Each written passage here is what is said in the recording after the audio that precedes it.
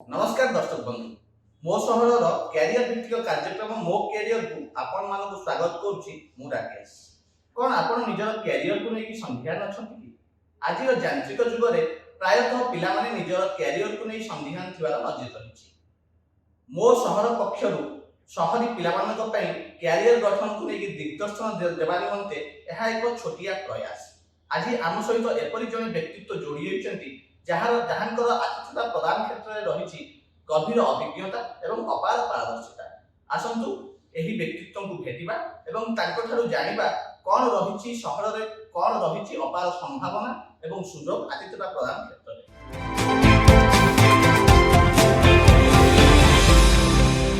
नमस्कार सर मो सहर क्यारियर भित्तिक कार्यक्रम मो क्यारियर को आपको स्वागत करुछु मु राकेश सर प्रथम आपको जानने को चाहिए कि हॉस्पिटैलिटी सेक्टर क्या है, इसमें आप कैसे कैरियर बना सकते हैं और इसको क्यों इमर्जिंग सेक्टर कहा जाता है।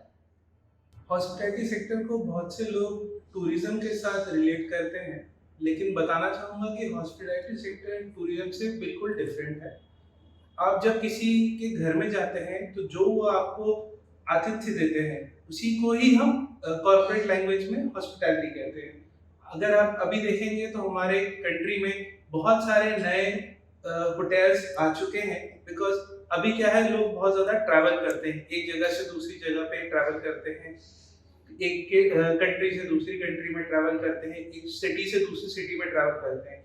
वहाँ पर ज़्यादा के उनको जो सबसे पहली चीज़ की रिक्वायरमेंट होती है वो होता है एक अच्छी जगह रहने के लिए, जहाँ पर उन्हें कंफर्ट रहने को मिले, उनको अच्छा खाने को मिले। तो इसीलिए हॉस्पिटैलिटी सेक्टर में काम करने वाले सभी लोगों के लिए बहुत ज़रूरी होता है जो इस सेक्टर में अपने लिए एक कैरियर देख रहे हैं, कि आपको सबसे पहले कस्टमर की ज़रूरत को, उसकी नीड को समझना पड़ेगा। इसी तरीके से आज के टाइम पे हमारे पास ओबेरॉय, ताज, इसके अलावा छोटे सिटीज़ में भी आजकल जाने लगे, बिकॉज अभी क्या है, हर जगह बहुत सारे इवेंट्स होते हैं। जैसे कि अभी हमारे भुवनेश्वर में हॉकी वर्ल्ड कप होने वाला है, तो बहुत सारे देशों से लोग हमारे यहाँ आएंगे, उनको रहने के लिए स्पेस चाहिए, रूम्स चाहिए, तो वो हमारा हॉस्पिटैलिटी सेक्टर ही दे सकता है। इसीलिए आज के टाइम पे हॉस्पिटैलिटी सेक्टर में बहुत सारा कैरियर जो है वो डेवलप हो रहा है। बहुत सारे नए होटल्स भुवनेश्वर में ओपन हो रहे हैं, साथ ही साथ कैफेज बहुत सारे आ चुके हैं। हमारे बोगा कैफे के बहुत सारे आउटलेट्स हैं जो पूरी सिटी में हैं, जहाँ पर लोग एक अच्छी कुजीन का खाना खा सकते हैं, क्वालिटी टाइम स्पेंड कर सकते हैं। सो हॉस्पिटैलिटी सेक्टर अभी के आने वाले युवाओं के लिए बहुत अच्छा सेक्टर है, अपना करियर ग्रोथ करने के लिए, लाइफ में गोल अचीव करने के लिए। सुशांत जी, हम आपसे ये जानना चाहते हैं कि भुवनेश्वर में हॉस्पिटैलिटी सेक्टर में युवाओं के लिए कैरियर गढ़ने के लिए क्या सब अपॉर्चुनिटीज है, आपको लगता है क्या अपॉर्चुनिटी यहाँ पे है। भुवनेश्वर सिटी आज से नहीं, बहुत लंबे समय से जो है हॉस्पिटैलिटी सेक्टर के लिए बहुत अच्छा सिटी है। आईएचएम भुवनेश्वर जो है काफ़ी लंबे समय से यहाँ पर इस सेक्टर के लिए बहुत सारे इमर्जिंग लोगों को प्रोवाइड कर रहा है। काफ़ी बड़े बड़े होटल्स जो कि इंडिया नहीं, इंडिया के बाहर भी हैं, जहाँ पर आईएचएम भुवनेश्वर के स्टूडेंट्स जो हैं वो वहाँ पर अच्छे पोजीशन पर हैं। इसके अलावा अभी जो जितने भी नए प्रॉपर्टीज आ रही है, जैसे नोवाटेल आ रहा है, आपका ताज की प्रॉपर्टी आई है, इसके अलावा मेफेयर है और ट्राइडेंट है, इन सब जगहों पर भुवनेश्वर के बहुत सारे स्टूडेंट्स जो हैं वो वहाँ पर वर्क कर रहे हैं, अच्छे पोजीशन पर हैं।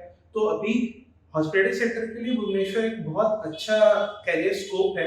यहाँ पर जो भी लोग अपना कैरियर हॉस्पिटैलिटी सेक्टर में बनाना चाहें उनके लिए बहुत सारे ऑप्शंस अवेलेबल हैं।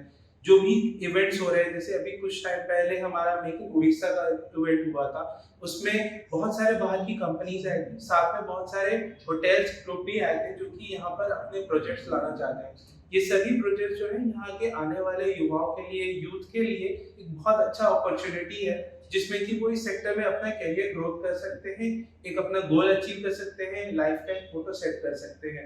और इसके अलावा भुवनेश्वर में भी पिछले 10 सालों के अंदर बहुत सारे नए कैफेज ओपन हुए हैं, रेस्टोरेंट्स ओपन हुए हैं, फाइन डाइनिंग के ऑप्शंस आए हैं, जहाँ पर कि ट्रेंड और ट्रेनिंग मिले हुए लोगों की ज़रूरत है, जो कि सेक्टर में अपना एक अच्छा कैरियर स्कोप ला सकते हैं, एक अपना अच्छा ग्रोथ ला सकते हैं, अपनी लाइफ को एक अच्छे मुकाम पर लेके जा सकते हैं। तो अभी भुवनेश्वर जो है हॉस्पिटैलिटी सेक्टर के लिए बहुत अच्छा ही अचीवेबल सिटी है, जहाँ पर वो अपना करियर ग्रोथ कर सकते हैं।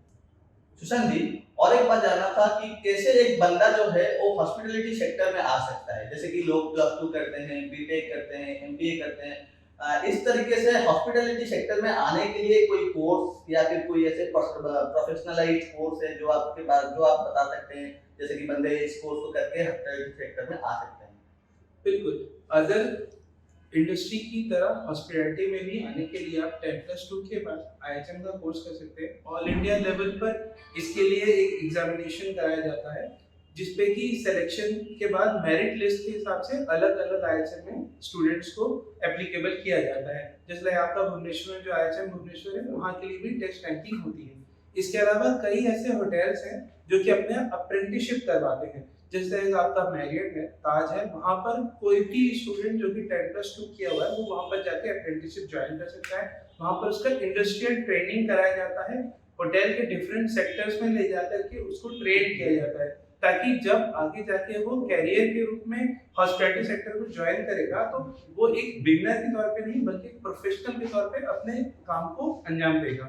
इसके अलावा छोटे छोटे कॉलेजेस भी आजकल जो है हॉस्पिटैलिटी सेक्टर के सर्टिफिकेट या फिर डिप्लोमा कोर्स कराते हैं, जहां पर हॉस्पिटैलिटी सेक्टर के अलग अलग डिपार्टमेंट जैसे कि एफएनबी service, housekeeping, front office, kitchen, इसके लिए अलग अलग कोर्स करवाए जाते हैं, जहां पर जाकर के आज का यूथ जो है अपने आप को ट्रेन कर सकता है, हॉस्पिटैलिटी सेक्टर को अब ज्वाइन कर सकता है, उसका अपना करियर ग्रोथ कर सकता है, अपना लाइफ अचीव कर सकता है, एक अच्छे पोजीशन पर जाकर के अपनी लाइफ को स्मूथ बना सकता है। अगर कोई बंदा शहर शहर का कोई बंदा हॉस्पिटैलिटी सेक्टर में एक एंटरप्रेन्योर होना चाहता है, अपना खुद का एंटरप्रेन्योरशिप करना चाहता है, तो उसके लिए क्या अपॉर्चुनिटीज एंड चैलेंजेस है जो कि अभी टाउन में दिखाई देता है, उसके बारे में कुछ बोलेंगे? बिल्कुल। हॉस्पिटैलिटी सेक्टर में आजकल बहुत से लोग हैं जो कि इंडस्ट्रीज में होने के अलावा अपना भी बिजनेस शुरू करना चाहते हैं। अभी हमारी सेंट्रल गवर्नमेंट और स्टेट गवर्नमेंट भी ऐसे लोगों को प्रोत्साहित कर रही है। उसके लिए हमारे पास ऑप्शंस होते हैं, जैसे कि हॉस्पिटैलिटी सेक्टर में होटल्स, कैफे, रेस्टोरेंट, इन सबको अलग अलग चीज़ों की ज़रूरत होती है। जैसे इक्विपमेंट्स होते हैं, हमारे पास बैकएंड सपोर्ट होता है, सॉफ्टवेयर होते हैं, बिलिंग के लिए होता है, तो इन सब के लिए भी आप अलग अलग सेक्टर पर अपने छोटे स्केल पर बिजनेस शुरू कर सकते हैं। एज ए एंटरप्रेन्योर आप अपने बिजनेस को इसमें हेल्प कर सकते हैं। इसके लिए आपके पास अगर आप चाहें तो आप अपने घरों से किचन रन कर सकते हैं, जिन्हें क्लाउड किचन बोलते हैं, ठीक है। इसके अलावा अगर आप सप्लाई देना चाहें तो मशीनरी की सप्लाई कर सकते हैं, जो कि इक्विपमेंट्स होटल में यूज होते हैं या कैफे में यूज होते हैं। इसके साथ ही साथ अगर आप बैकएंड सपोर्ट देना चाहते हैं तो हॉस्पिटैलिटी सेक्टर में होटल्स, कैफे, रेस्टोरेंट्स में जो भी बिलिंग के लिए यूज होते हैं उसके लिए आप सॉफ्टवेयर भी बना सकते हैं। तो इसके अलावा आप चाहें तो अपनी बेकरी शुरू कर सकते हैं, आप वेजिटेबल वेंडिंग में जा सकते हैं।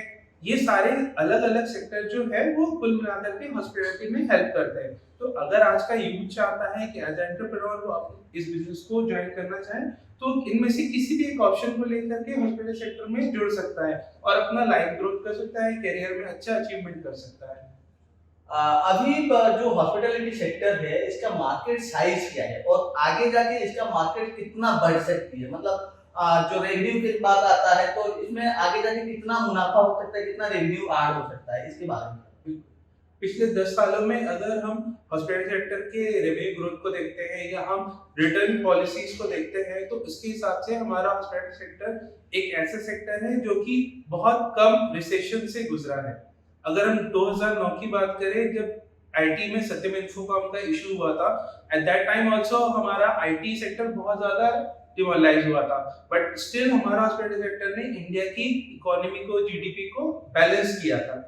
उसके बाद 2020 में जब पेंडेमिक का इशू हुआ था, कोविड का इशू हुआ था, तो फॉर सर्टेन टाइम कुछ वक्त के लिए हमारा हॉस्पिटल सेक्टर इफेक्टेड हुआ था, बट उसके बाद जितने रेपो रेट पे हमारा हॉस्पिटल सेक्टर, होटल्स ने इम्प्रूवमेंट किया, और आज की डेट में अगर आप देखें तो जब कभी हमारे पास टाइम होता है हम सबसे पहले यही सोचते हैं कि हम कहाँ घूमने जा सकते हैं, हम कहाँ पर अपना फैमिली के साथ एक अच्छा टाइम स्पेंड करना चाहते हैं, तो हम उस टाइम पे सोचते हैं कि हमारे पास कितने अच्छे होटल्स के ऑप्शन हैं।